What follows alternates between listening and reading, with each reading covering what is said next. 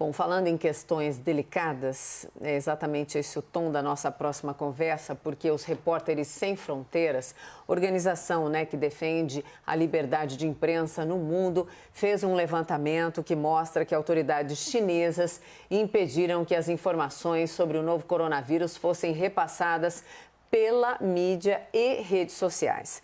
Ainda segundo a organização, o impacto do vírus no país seria de 86% menor se as medidas de contenção tivessem sido tomadas 2 semanas antes. Vamos debater esse assunto, Carol? Pois é assunto polêmico, então a gente chama para essa conversa a socióloga Sabrina Fernandes e a ativista política Zoe Martinez. E a gente então dá boa noite a ambas e a gente começa então com a Zoe, já que esse levantamento aponta um comportamento que poderia ter provocado um agravamento da situação, esse comportamento do governo chinês. Zoe, você concorda com o que traz esse levantamento da organização Repórteres Sem Fronteiras? Boa noite. Boa noite, Mona Lisa. Boa noite, Carol. Boa noite a todos que estão nos assistindo. É um prazer estar aqui com vocês. E eu concordo, acho que a culpa é sim do governo ditatorial chinês, porque desde dezembro eles tiveram os primeiros casos e esconderam da população e do mundo. E isso trouxe como consequência o problema que se expandiu para o mundo. Então, como cubana, sei muito bem que todas as informações que são passadas pelas ditaduras são todas manipuladas. Então, ao certo, não sabemos quando realmente começou na China isso e quantos mortos ou quantos infectados tiveram realmente. Mas sabemos que teve um médico que desde o começo alertou sobre a gravidade do vírus e o que fez o governo, a ditadura chinesa, mandou para a cadeia. E mais 7 doutores foram presos. Quando foram soltos, foram obrigados a assinar um documento falando que eram mentiras que eles estavam espalhando. Então, tudo isso mostra que sim, a ditadura chinesa é a culpada por esse vírus do Partido Comunista Chinês. Então, e a gente vê a consequência dessa pandemia, no mundo inteiro, enfim. Eu quero conversar agora com a Sabrina Fernandes. Sabrina, o que mais me chamou a atenção desse levantamento é o número, O impacto do vírus no país seria 86% menor se as medidas de contenção tivessem sido tomadas 2 semaninhas antes. Quando a gente fala de cerceamento, quando a gente fala de pessoas à mercê, o tom daqui para frente precisa ser um tom de cobrança, o mundo cobrando isso em relação ao governo chinês? Boa noite, Mona Lisa. Boa noite, Carol. Boa noite, Zoe. Eu acredito que aqui a gente tem que parar para olhar qual foi a questão da progressão da pandemia. Então, a OMS ela vai declarar como pandemia recentemente, mas 30 de dezembro, quando este médico chinês, ele alerta num grupo de chat com outros médicos que há algum vírus ali parecido com o SARS, que está causando danos, ele alerta para os seus colegas para tomarem cuidado com uma possível infecção, possível contágio. Daquele momento, a comunidade ali propriamente de Wuhan, da cidade, começa a se mobilizar, tanto que há um prazo dentro de 24 horas entre a mensagem ali daquele médico e quando a própria comunidade, o Comitê Municipal de Saúde de Wuhan já se mobiliza em relação a isso, já faz um pronunciamento em relação a isso. O que a gente vai ver que ocorre logo depois é que num prazo de mais ou menos 10 dias a partir desse momento, o governo chinês, já tratando aqui do governo chinês nacional, ele começa a interferir diretamente nesse processo. Inclusive, vai ter uma autocrítica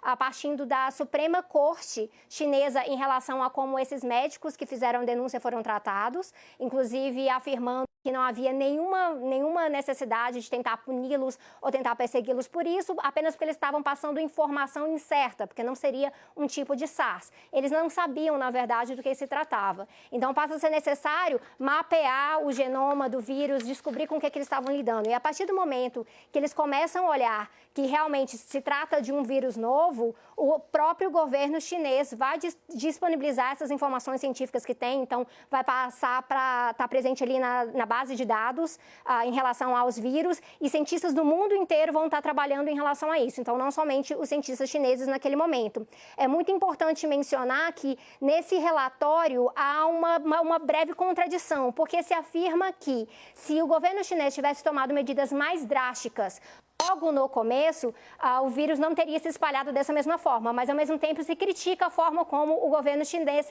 tratou do vírus. E a gente sabe que é um fato, anteriormente aqui, um pouquinho mais cedo, o próprio Lorival falou disso, a China está entre os países que tratou melhor da pandemia, considerando que a China não sabia com o que estava lidando logo no começo. Já nós, falando de Itália, de Espanha, de Brasil, de Estados Unidos, nós sabemos exatamente com o que nós estamos lidando. Então, nós podemos tomar as medidas mais drásticas logo no começo, claro, com cautela para a gente não estar favorecendo processos de punitivismo, processos de encarceramento, como tem tido um certo flash em outros países. A Índia mesmo, há relatórios ali relacionados a uma pessoa que veio a óbito por ter sido espancada por policiais por quebrar a quarentena.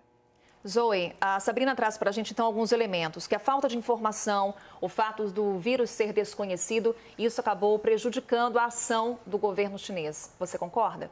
Não, não concordo. E a gente tem que olhar lá para trás. Em 2002, teve uma crise parecida, a Síndrome Respiratória Aguda Grave, o SARS, e que teve origem parecida com o coronavírus agora. Na época, os mercados que vendiam animais silvestres foram fechados, mas só durante 6 meses, depois voltou. E esse vírus infectou a população pelo consumo de animais silvestres. E como os chineses chegaram nesse ponto? Em 1958 e 1962, com o Mao Tse-tung, um ditador que prometeu mudanças para o povo chinês e acabou massacrando a população, tanto que tiveram mais de 40 milhões de mortos, e não foi de guerra, foi de fome, tá? Então, naquela época já começaram a comer esses animais, porque a China padecia de a comida. Então, a gente tem que olhar lá para trás, e sim, a China sabia com o que estava lidando desde 2002. Só que eles não quiseram tomar providências, porque eles se preocupam mais em manter o regime comunista lá da China do que com o povo chinês. Sim, Sabrina, eu gostaria de aproveitar esse gancho e para a gente deixar muito claro a conduta do governo chinês, apesar de toda a dificuldade ali de identificação, claro, isso é óbvio, mas a questão daquele médico que morreu, que tentou avisar o que acontecia, enfim, e precisou fazer aquela declaração, tudo isso não é um componente de que quando há cerceamento, o resultado sempre é pior? Eu acredito que o regime chinês é um regime que possui várias contradições. A gente pode falar da própria questão da desenvolvimento nacional se basear, por exemplo, no desenvolvimento de empreendedorismo privado, que é algo que iria contra uma perspectiva socialista ali. A gente pode falar da questão do encarceramento, que é um problema gravíssimo ali na China, mas também nos Estados Unidos, muito grave aqui no Brasil também. Então, há várias contradições que a gente pode elaborar em cima disso, mas a gente poderia mencionar também o próprio caso que o médico em si, ele não foi tratado como um dissidente. Ele era membro do Partido Comunista Chinês, ele fez um alerta, inclusive, logo depois a outras informações que surgem. Eu estava simplesmente tentando alertar os meus colegas, ele acabou sendo tratado por parte da imprensa como se ele fosse um grande whistleblower que estivesse ali revelando uma grande conspiração do governo chinês para esconder o que estava acontecendo, sendo que o que a gente acaba vendo é uma evolução do processo de contágio que eles estavam tentando identificar. A própria comunidade científica chinesa é extremamente forte, investiu muito pesadamente nisso. A partir do momento que a pandemia foi piorando, houve uma intervenção do governo chinês ali em Wuhan, em Hubei, para tentar conter o contágio da forma mais drástica possível. Isso contou com muito apoio de vários voluntários. Então, o que acabou acontecendo ali na China não é simplesmente uma questão de ação direta do governo nacional, mas também de uma coesão social, de pessoas se juntando, identificando que o problema era sim grave, como é que eu posso me voluntariar, como é que eu posso estar colaborando aqui para que a gente possa minimizar as mortes e minimizar também até os próprios impactos econômicos, porque a China também está lidando com isso agora, um processo de parar o seu crescimento, que é algo que tem deixado muita gente ao redor do mundo preocupada, inclusive o Brasil deveria estar preocupado com isso, porque a China é um grande parceiro comercial do Brasil. Então, prestar atenção em como, sim, há contradições ali na China, mas também há medidas que foram tomadas na melhor das circunstâncias com o que tinha ali de informação, a gente precisa colocar isso na balança para a gente estar olhando justamente para a situação que a gente está no Brasil hoje.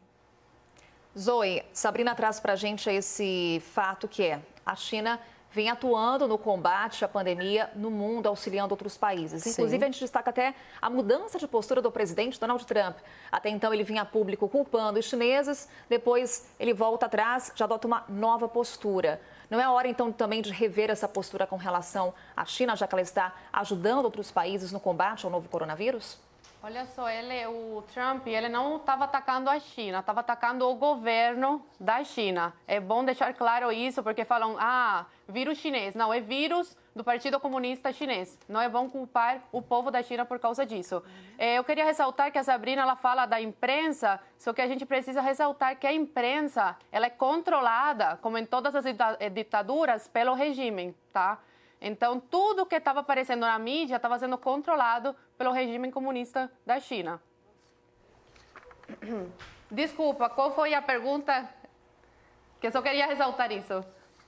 Repita, Carol, que Zoe, o destaque que a Sabrina trazia é que agora a China ela colabora com países no que se refere ao combate à pandemia. É o momento, então, de a gente rever a postura do governo chinês com relação à pandemia? Olha, minha opinião em relação ao governo chinês não vai mudar, mas eu acho que precisamos manter um bom relacionamento, porque ele é um grande parceiro comercial com o Brasil e com o resto do mundo. Mas na minha opinião, eu acho que foi estratégia do governo chinês, porque agora o resto do mundo fica dependente deles. Sim, Sabrina, você gostaria de complementar antes da gente encerrar essa discussão? Eu acredito que não é o momento para a gente tratar de teorias da conspiração, até porque esse tipo de teoria também se volta contra os Estados Unidos. A partir do momento que se afirma que é um vírus que foi criado na China para tentar combater a força da economia ocidental, alguém pode ir lá e falar que não, na verdade o paciente zero estava nos Estados Unidos, isso foi levado para a China. A gente tem que entender que tratamos aqui de um contexto de guerra comercial. Então nós precisamos olhar diretamente aos fatos. Não há nenhuma razão para a China realmente ganhar com a morte de seus cidadãos e com a perda econômica que está tendo nesse momento. O que a China tem demonstrado ali, através da sua diplomacia internacional, é bastante respeito pela prerrogativa dos outros países e, ao mesmo tempo, oferecendo a sua ajuda sem impor ajuda em nenhum lugar. Então, a gente está falando de milhares de máscaras sendo enviadas aqui para o Brasil, exatamente, muito apoio direto para a Itália. A gente pode mencionar também o próprio papel das brigadas médicas cubanas nesse processo também, o internacionalismo sendo um fator essencial, que estamos lidando com uma crise mundial relacionada à pandemia, que é necessário ter solidariedade, é necessário ter uma perspectiva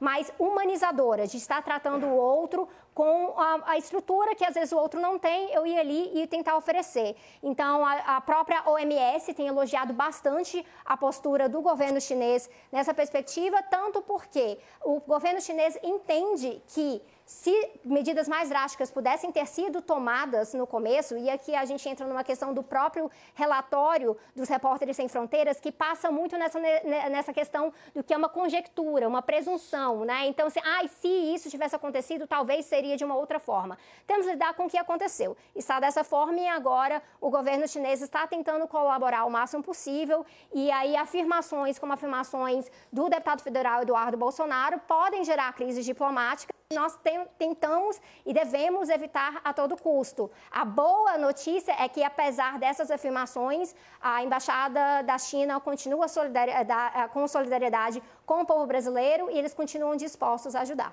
Eu queria ressaltar duas coisas, será que eu posso? Rapidinho. Só se for muito rapidinho, Zoe, para a gente terminar. Muito rapidinho. Eu não estou falando de teoria da conspiração. Como uma pessoa que veio de Cuba, sabe o que é enfrentar um governo comunista. Então, não é teoria da conspiração, pode ter certeza. Em relação ao Eduardo, o Eduardo é um parlamentar como outro qualquer. O problema é ele ser filho do presidente. Se ele fosse um parlamentar que não é filho do presidente, não teria problema. Então, assim, ele está exercendo a liberdade de expressão dele e tem a liberdade de falar porque tem assegurado por lei o direito de fala sem nenhuma consequência. Então, toda essa repercussão foi por causa dele ser filho do Jair Messias Bolsonaro, presidente do Brasil. Tá certo. Zoe Martínez e Sabrina Fernandes, muito obrigada pelo papo. Boa noite para vocês. Até uma próxima oportunidade.